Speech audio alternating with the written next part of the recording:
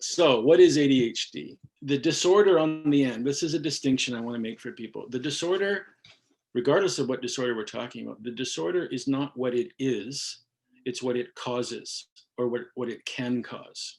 So if I have a deficit in my ability to regulate my attention or regulate my physical activity level, it can cause disorder in my life.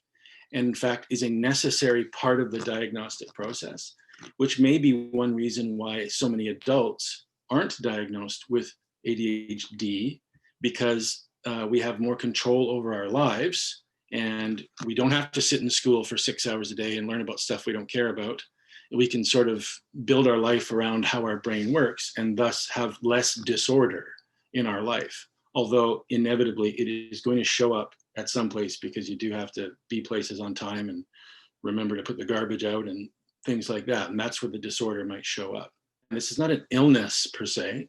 It's a certain type of brain that is a good fit for some situations and a very poor fit for other situations. And when you're a child, unfortunately, it's often a very poor fit for school, where you spend 6 hours a day, 5 days a week. So it's very easy to start to think you don't really belong in the world, when so much of the world requires you to be a way that you are not. I'm always wanting kids to know that school is temporary, ADHD is forever, but the D doesn't have to be.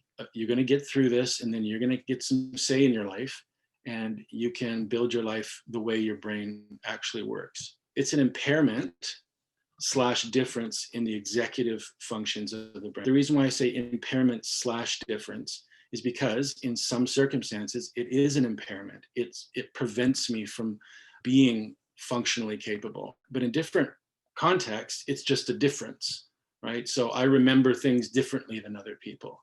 If I'm required to remember them the same way as other people, it's now an impairment. If I have to do, let's say, when you're writing a test, we have short answer questions and multiple choice questions. Well, it's two different kinds of memory. So the first, short answer questions, is called recall memory, whereas the second, multiple choice, is recognition memory.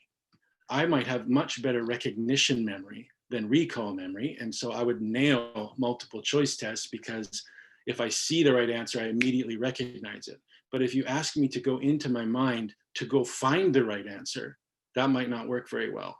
But if everyone is getting the same test, then my particular type of memory might not be what's called upon. And so it looks like I actually don't know what I'm doing.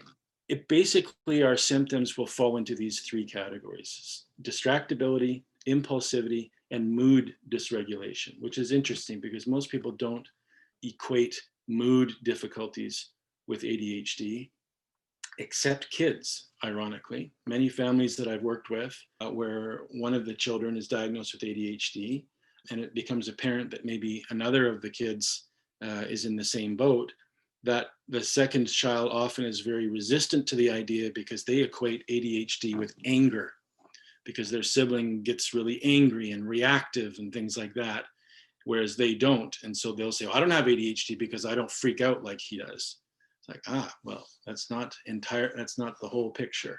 But mood dysregulation is definitely a part of it. We're going to talk about why that is.